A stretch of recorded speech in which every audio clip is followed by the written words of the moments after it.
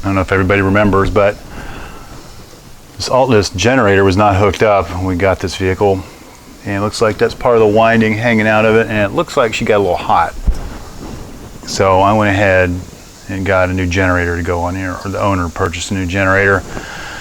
So I guess that'll be our next step. Pretty sure we're gonna have to pull the entire fan shroud off. Plus, we should probably look inside there and make sure it's not full of mouse house anyway. I guess first we gotta get this belt off. That's a 21. I should be able to hold this pulley back in here. Should.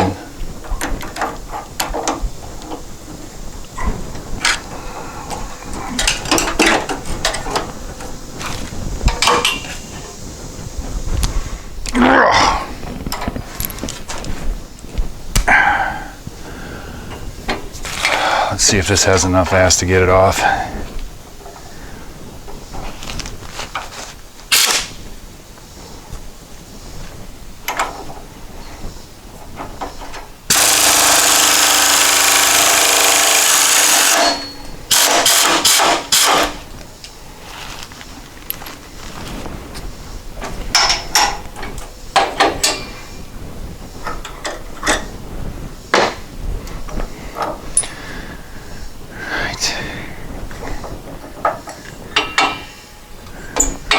All these shims were inside.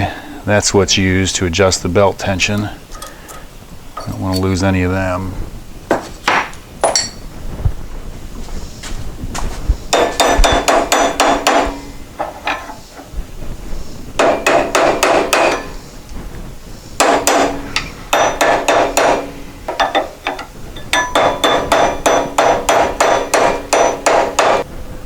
Normally that'll slide off.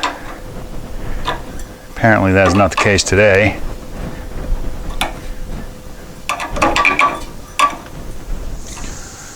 Give it a little shot of penetrating blaster and let that eat on there a while. This appears to be a random assortment of hardware, so I'm not really sure what sizes half of these things are.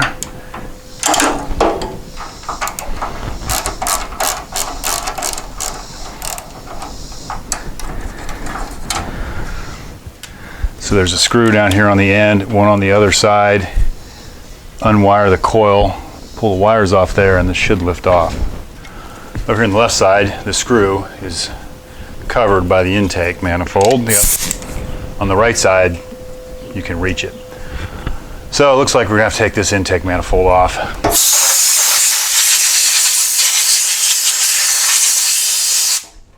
I've already loosened the hose clamp up here on the little boot. So hopefully it'll slide off without getting screwed up.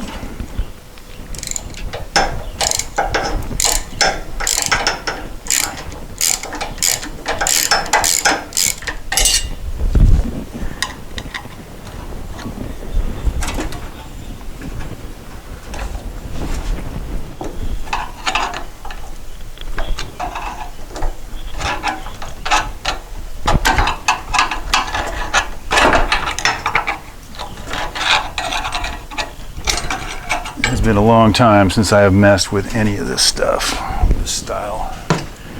All right, let's see what happens now. Oh, she wants to. Here's as though the manifold is bolted to the block down here. I don't know if this will help or not.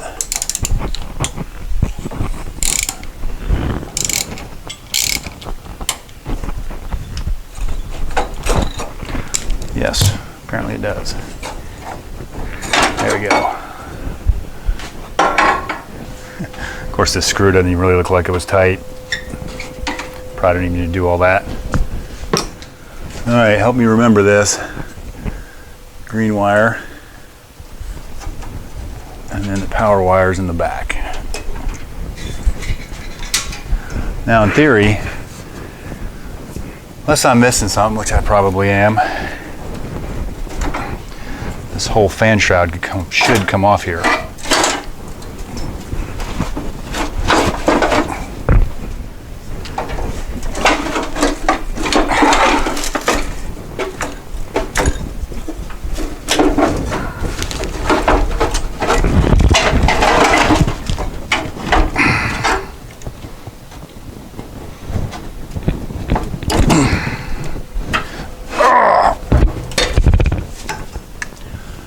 Well, we appear to be fairly mouse house free. Block actually looks fairly clean. Maybe even a recent rebuild. A little trash over here. But overall, not bad. These 10mm bolts, and this should lift out.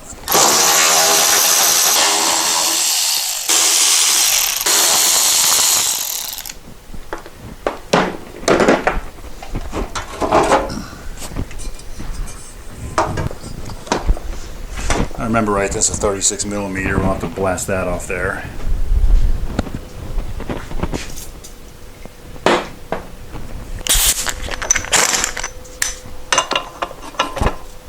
Hold yours, folks.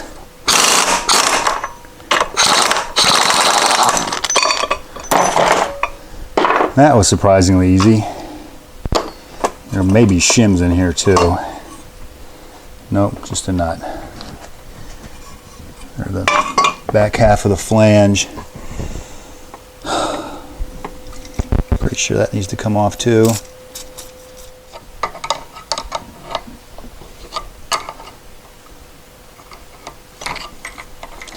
That was coming.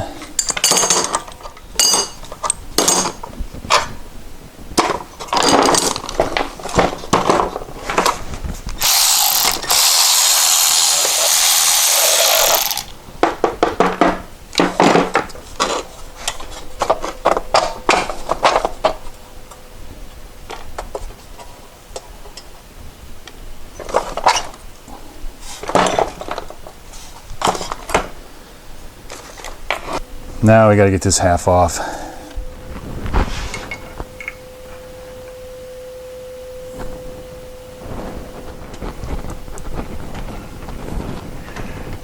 That is not interested in coming off there. I think I'm just bending the pulley at this point too. Let's give it a little heat.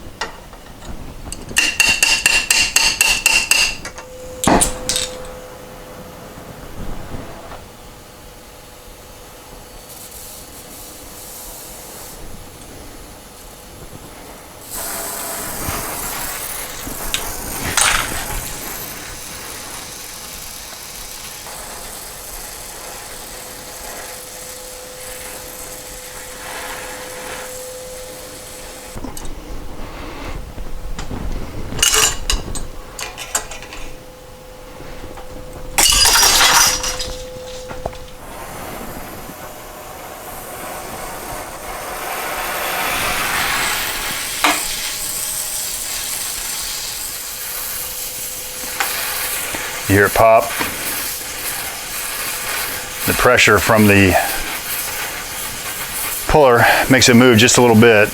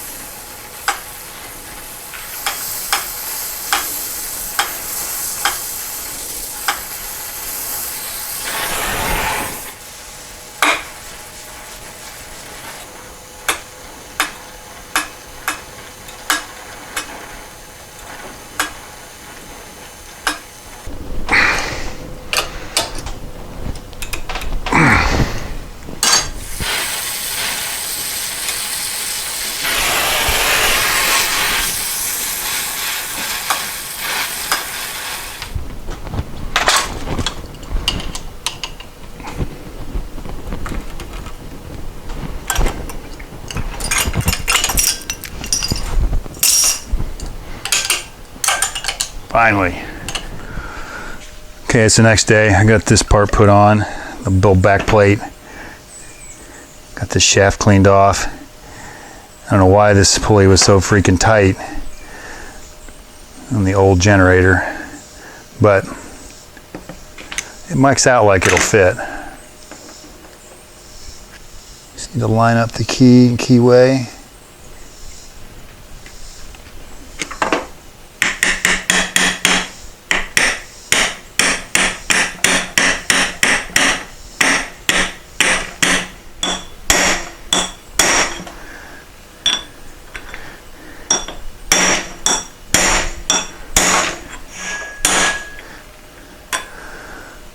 That's good enough. Now yesterday, I was going to go ahead and reinstall the fan. What I would discover is I recall there normally being shims there. Without shims, that thing rubs. So I looked in the manual I have and it shows a stack of shims being there to set the fan clearance. Fortunately, this place listed them. I was able to get them the next day. Let me go see what the book says, how many we're supposed to have. So they're supposed to be 19 thousandths of an inch or 0.5 millimeters of spacing. And that's probably as close as we're going to get to 19, so we'll start with that stack.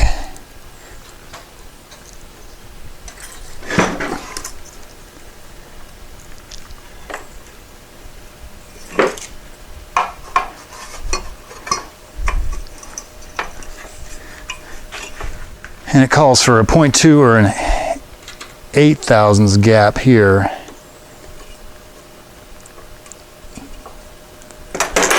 Which is going to be about impossible to measure.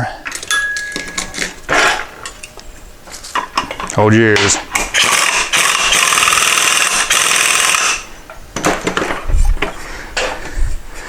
Oh, it's still tight.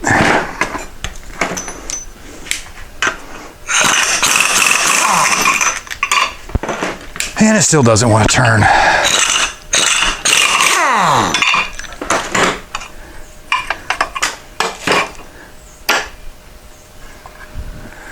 going to do a little off-camera investigation on this. So the problem appears to be this bushing isn't quite long enough. It sits right in there. So when you tighten the fan nut assembly down, it pulls the shaft out enough that the back of this hub bottoms out here on the outside area, outside the bushing. If you can see that little stripe. So what I'm going to do is take the grinder and try to taper that edge a little bit with the hopes that I can knock enough of that edge off that it won't bottom out and it'll ride just on the bushing. Stay tuned on the results for that.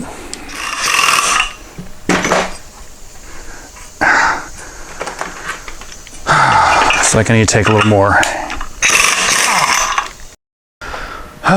Since nothing's ever easy, still had no luck, so I ended up taking the shim or bushing out of the old generator. It appears to be about 40 thousandths, 50 thousandths of an inch thicker. Clean it up a little bit.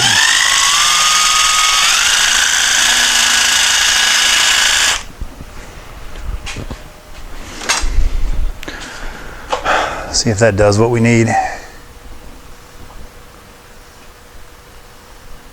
Don't tell me you're not going to fit.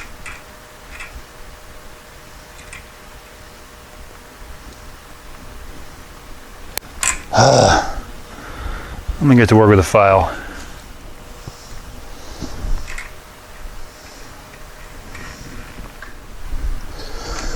That looks a little more promising.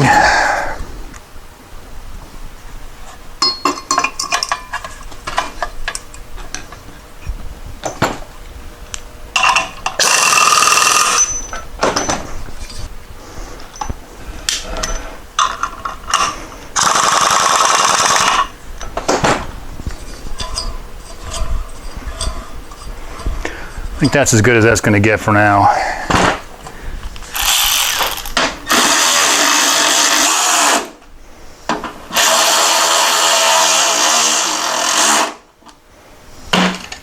So we're getting closer. Still have to wire the generator, but I want to go ahead and get a battery put in here.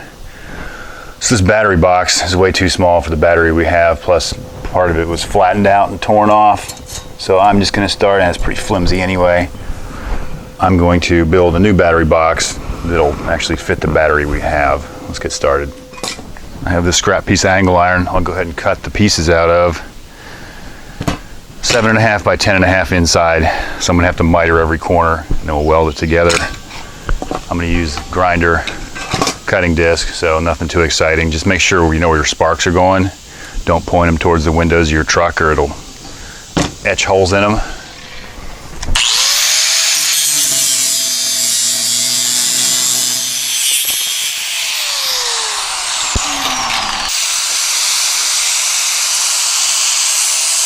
So my inside dimensions give me enough extra room, so I should be good there.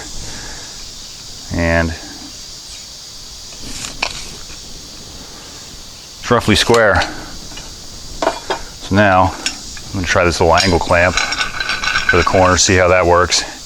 And we'll get it tacked together and I'll weld it up.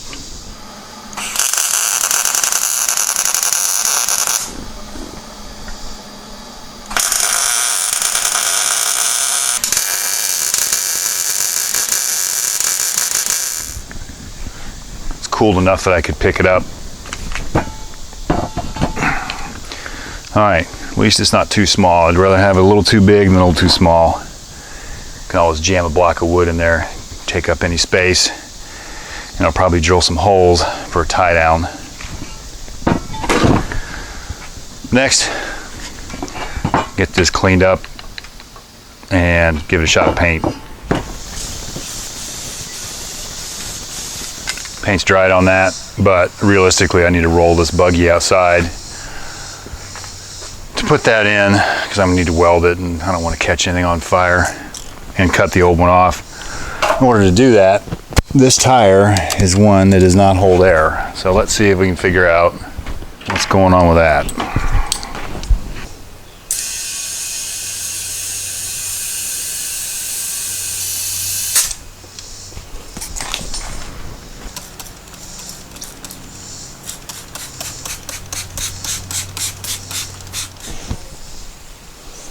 Looks like we need to clean the bead. Okay, so it's pretty much leaked out everything. Guess I'll get the valve stem core out of there. See if we can't maybe break this down and clean the bead up. Seal it with something. Get it at least hold air for more than a few minutes.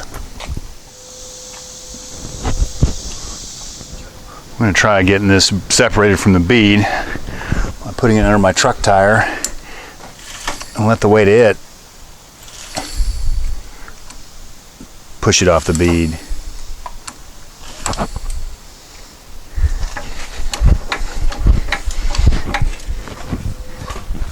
Got a piece of 2x6 here. Let's see if this is gonna work.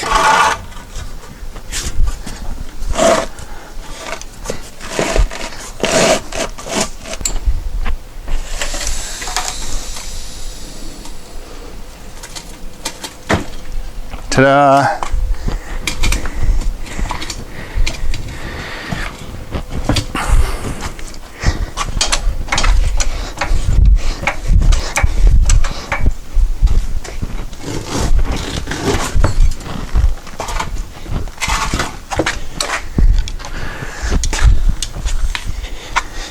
My hope is I can just get this bead the rest of the way off, all the way around.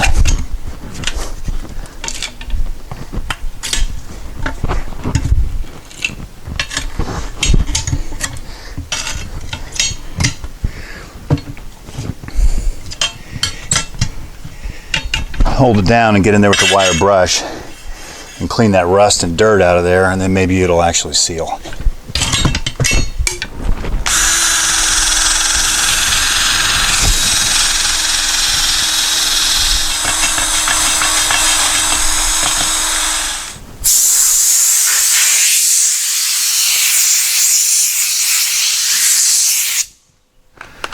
We'll give it a little shot of this to lubricate it. See.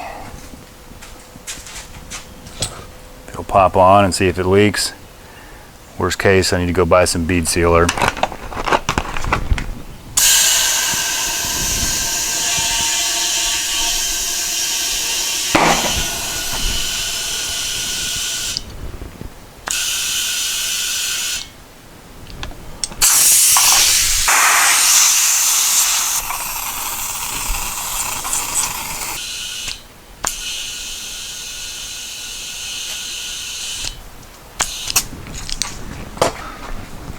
So that looks like that was moderately successful. So we can get this thing back on, get that buggy out of the garage. All right, here goes. The nice thing is I can reach up here and hit the brake pedal. It actually does something now.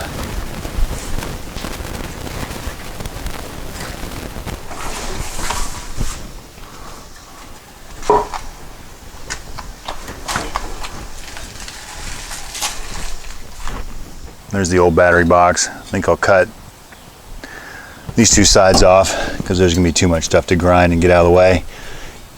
And I'll just kind of move it over and weld it in right there.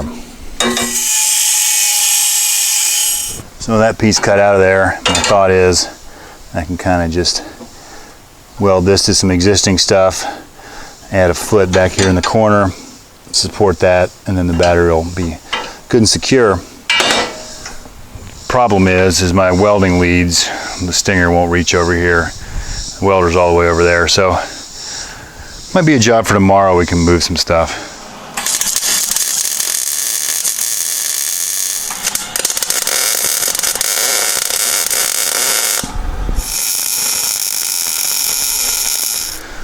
The battery tray is pretty secure finally. Let that paint dry a little bit, get a battery stuffed in there. In the meantime, we can work on this throttle cable. So I've got it tied down all the way to the front of the car. Buggy, whatever you want to call it. Then it comes back to this tube that goes through the fan housing. So obviously this is way too long. I'm going to cut it right about there. I just want to cut the plastic tube, and obviously not the throttle cable that's inside it. And let's hope that wasn't too short.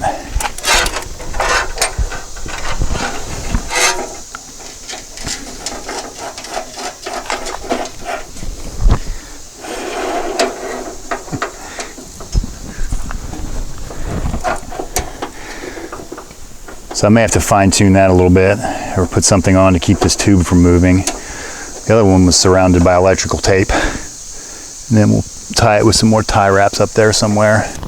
Came with a little barrel connector that I'll need to go locate. So hopefully this fits through there. It does. Oh. And there's an Allen screw in the end, which happens to be a 2mm, tiniest one I have. Point that to the outside.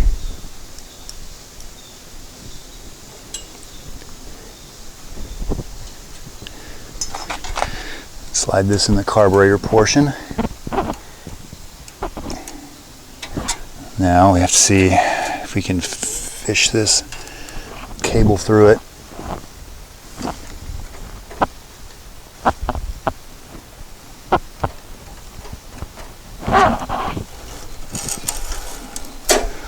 Without kinking it. Pull it somewhat tight and let's tighten it down and see kind of throttle action we get. Let me know if it goes to full throttle.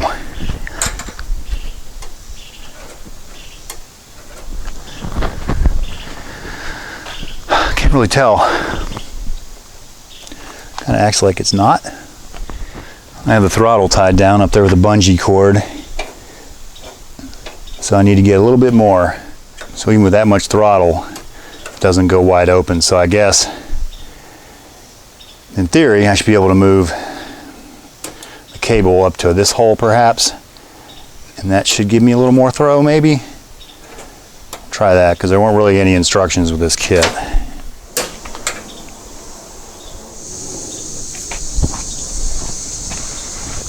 So I bent the throttle stop, which gives the throttle some more travel. I'm hoping that's not too much of a pain to drive. We'll have to find out. I also slipped piece of rubber fuel hose over where the two pieces come together. Then I'll need to secure that. I'll just use some zip ties and tie that down. That should be fine. I do have all this excess cable. I'm going to cut it a little bit long just in case I have to do anything crazy and different. So I'm going to cut it with the little cutoff wheel. You can use pliers, but a lot of times they fray, and then if you have to get it back through that throttle barrel nut, it becomes kind of a pain in the ass be rather frustrating. So we'll just cut it with this cutoff wheel, and it should cut it fairly smooth. We'll see.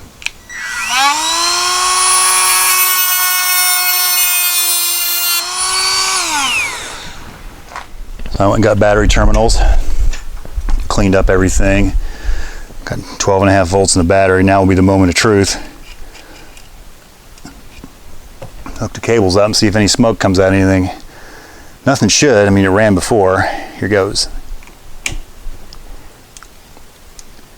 Take a brief look around for any smoke.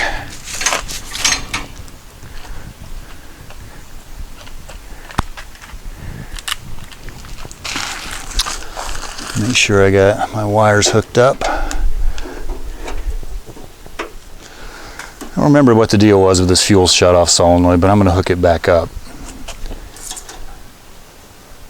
And we're in neutral. Let's see if it still cranks.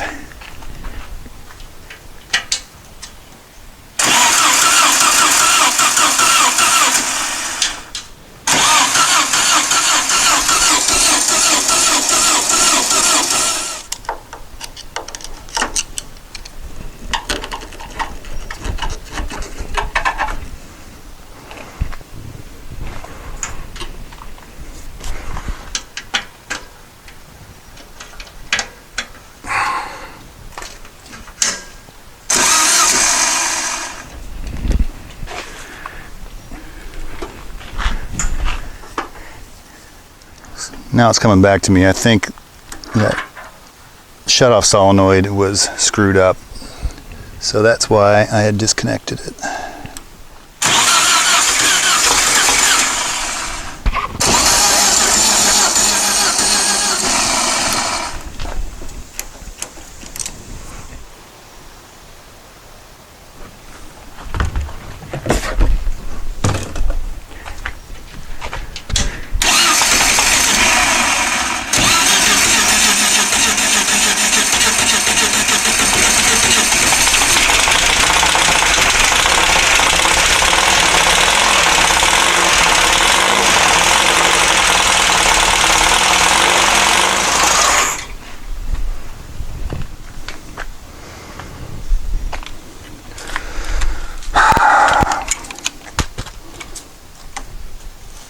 Guess we'll need to recheck our wiring. Not really sure why that generator got hot, but I don't want to have the same fate happen to this one, so I went ahead and put a new voltage regulator on there, which is the same part. I already had it.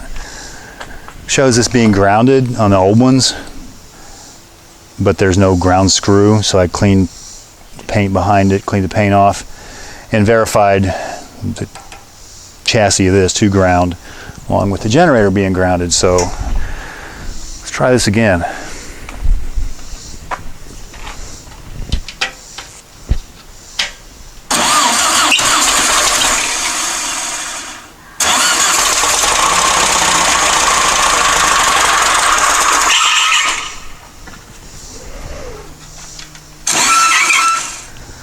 So it looked like it locked up.